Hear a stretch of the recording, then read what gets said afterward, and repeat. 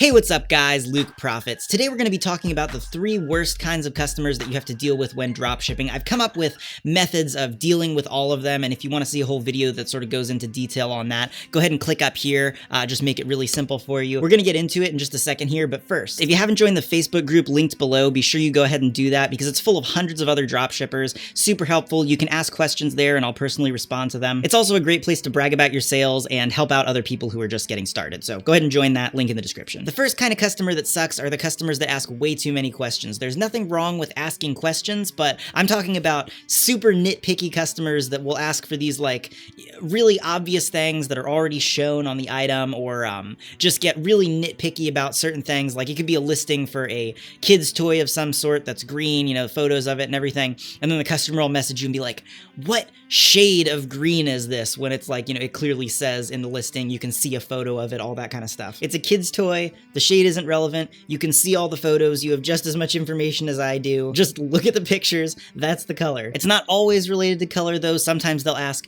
what size is this? And the size is, you know, clearly there in the product info or the title or something like that. Or they'll ask to see additional photos before they're gonna buy. Now originally, when I was new to dropshipping, I would engage with these people and I'd try to answer all their questions and stuff like that. And sure, I may have gotten a couple extra sales because of it.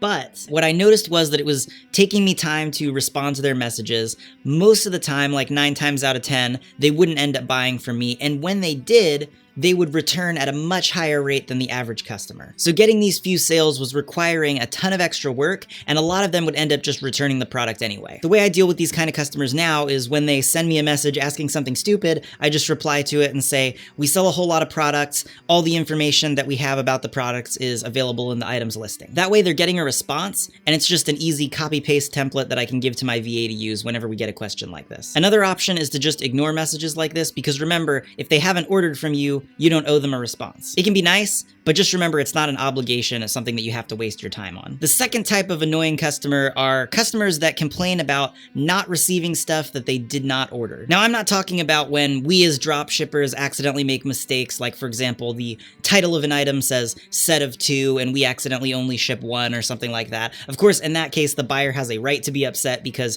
we didn't give them what they ordered, so we need to give them a return label, have them ship it back, and then refund them their money. I'm not talking about that. I'm talking about when a customer orders a single bowling pin from you and then sends you messages afterwards saying, why did I just receive 1 bowling pin? I thought this was for a set of 10. Who sells just 1 bowling pin? When the title clearly says 1 lone single bowling pin and the product info says, this is for 1 single bowling pin, not a set. I don't understand why this kind of thing happens as often as it does. I think it's just because buyers are going fast, they see something, they assume that it's, you know, something else and they'll order it, and then they just didn't really read the info or the title fully or anything like that. They just kind of skimmed, looked at the photos and thought it was the right thing that they were looking for. But it seems to happen a whole lot more than you'd think it should. Somebody will order something from you thinking that it is something that it's totally not, and it's, you know, clear that it's not if they took the time to read, but they just don't. And it'll cause problems because then they didn't get what they were expecting, even though they just assumed what they were expecting rather than reading what you were selling.